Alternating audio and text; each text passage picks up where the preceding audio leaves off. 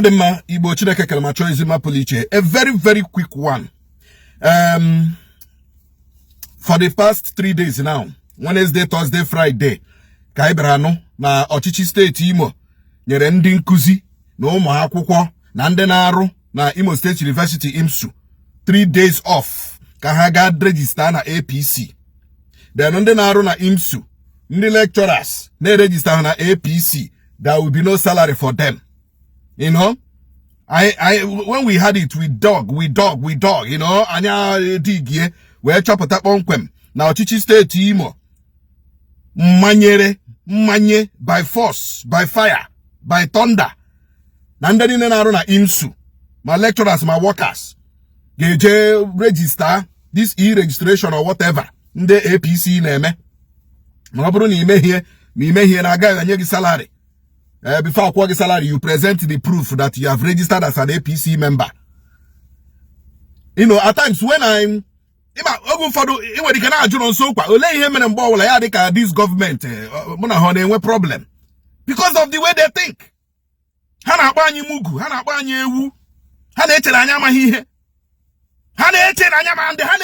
Whatever they do, nobody will. Of course, they know.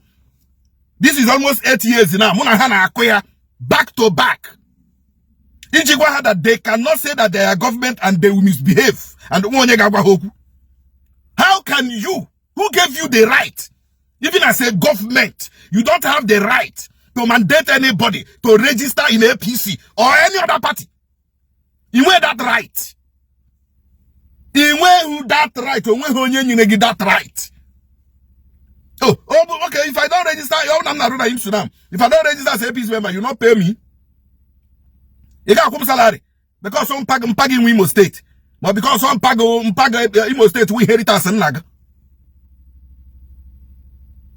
EMJ who can demo their way of the antics and tactics of this government now. Because they have already started planning on how to rig the election. And they think here in 2023 will happen again in 2027. Gimaronye APC no giso share foul okay me share no mamme because ndimo we are ready to fight for our freedom. We are ready to fight for our freedom come 2027 whether they like it or not.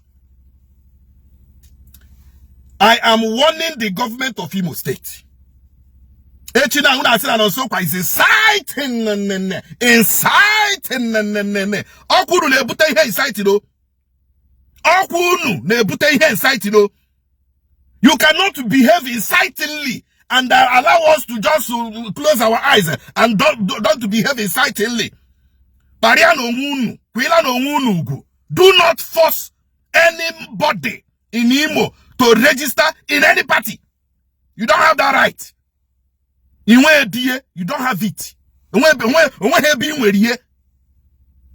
Funding Arunims and the lecturers and the students. Una have to put la government on. That order, whatever, that it is not just illegal, it is devilish. It is devilish. It is a devil's advocacy for you to go and register with that party. Upon Nigeria under that party. As they register na that party. Don't register. Do not register.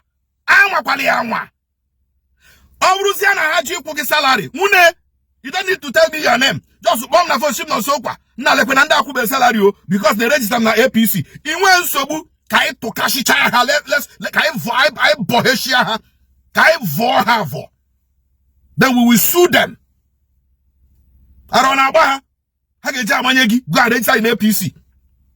And you 3 days off. By Monday, they be there. And before quarter salary, you must show proof. Ni register na that party.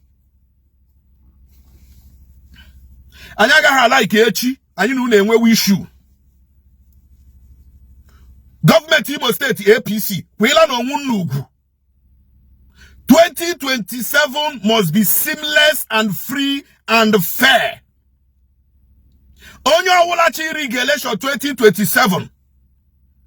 agbara ụmụ n'ọha ga-akụgbu gị. Agbara ụmụ n'ọha ga-akụgbu gị. Ọ bụrụ na ị dị aware ka ị dị aware now. Whoever you think you are. Na ị chọrọ iri gị election Imo State 2027. From House of Assembly to House of Rep to Senate to Guba. Onye ọwụla n'ime unu nọ na that party. Chọrọ iri gị election na 2027. You will die untimely death. Ị ga-anọ n'ụra nwụọ. Ị ga-agbagide na moto ure eburu gị gị accident egbuo ogo. You will die untimely. Ị ga na-efere elu. Plane ga akpọka. Onye ọwụla kwa ile onwe ugwu n'Imo State na 2027. Allow the will of the people to prevail. Allow the will of the people to prevail.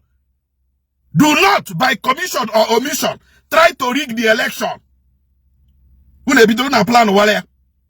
Anum na onwechere ndị na submit name, a submit a BVN, a submit a voters number ha, na enwere ba na eme this ya kuru jiche rig election 2027 and unu na enyecha ndị na-eweta ya 1000 naira. Onye wetere gị voters card, unu enye ya 1000 naira. Name ya BVN unu enye ha 1000 naira. Unu na plan to rig election of 2027. Na gana all the communities. No dị na enye empowerment, no dị na enye ego, no dị na eme this, na eme that. 250,000 unu kwere ndị youth na nkwa 5-6 years ago. Unu kwere ha na nkwa. Okunu mega the money. Okunu mega kwa the money. Unu should unu 15,000 Imo youth. Enye na ha 250k. Now unu mega kwa ego ahụ. Unu mega kwa that money na the account to today. Government of deceit. Government of deceit. Biko ndị Imo. Call my number. Mauru na nda ajụ ịkwụ gị salary. Because in the register na APC. Call number non sonkwa 0813 305 0089. WhatsApp send it to my WhatsApp. Non sonkwa. These people have not paid me because I have not registered in their party. Call my number 0813 305 0089. Onye ọwụla kwa ile onwe ugwu n'Imo State ahụ. Onye ọwụla kwa ile onwe ugwu. Eme una ashira na akpari unu.